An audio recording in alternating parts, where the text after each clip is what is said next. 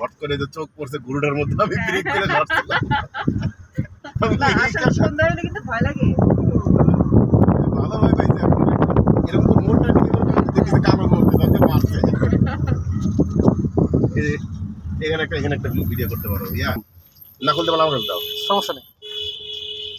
তাড়াতাড়ি নামেই তো গেলাম।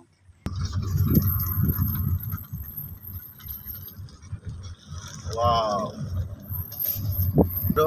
উপরে যে পাহাড়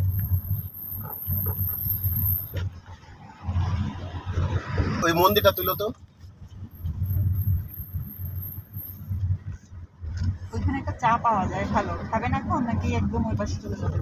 সময়টা তো আমরা বুঝবো না ম্যাডাম, দিনের আলো থাকতে থাকতে যা অ্যাক্টিভিটিস করা যায়। কোথায় চা পাওয়া যাবে না? এই যে এটাতেই তো ওদের ফোন দিতে হবে।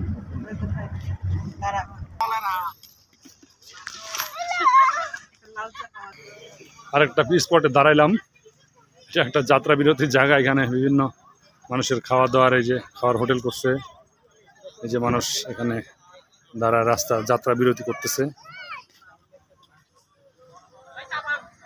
যে এখানে একটা সাইনবোর্ড, এই যে এখানে একটা মার্ক পানির মধ্যে দিক নির্দেশনা দেওয়ার জন্যে, লাইট হাউস বলে। এই যে আমরা এই জায়গায় দাঁড়িয়েছি, পাহাড়ের ভিতর দিয়ে রাস্তা থেকে এসে এখানে আমরা বিরতির জন্য দাঁড়িয়েছি। এই যে খাওয়ার হোটেল, এই যে ট্রলার চলতেছে।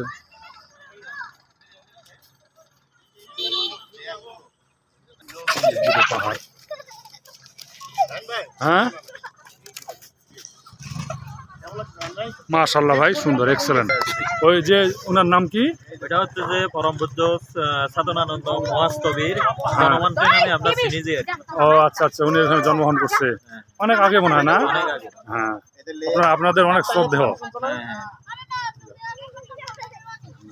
এইটা একটা উদ্বোধন ফলক।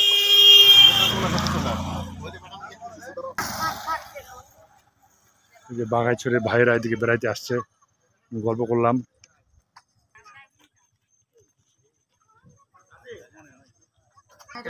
এগুলো কি আলু? মাটি আলু, মাটি আলু এই পাহাড়ে হয়েছে, কি মোটা মোটা বড় বড় এরকম আলু আমি জীবনে। এটা হচ্ছে আমার তুমি যেটা কিনছিলে না থেকে, এই এগুলো কি আপনাদের হাতে বানাইছেন? ও দেখেন, এগুলো হস্তশিল্প।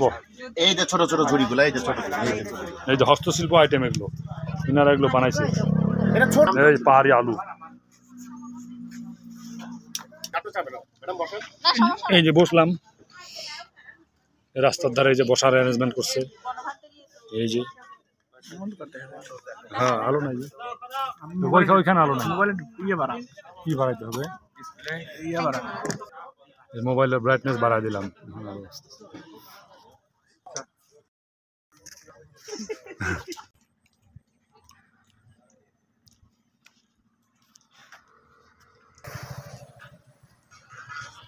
জবা ফুল,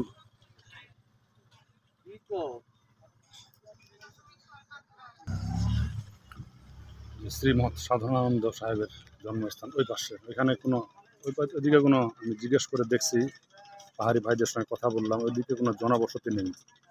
ট্রলার আসতেছে, ওইদিকে কোনো জনবসতি নেই, পানির পাশে।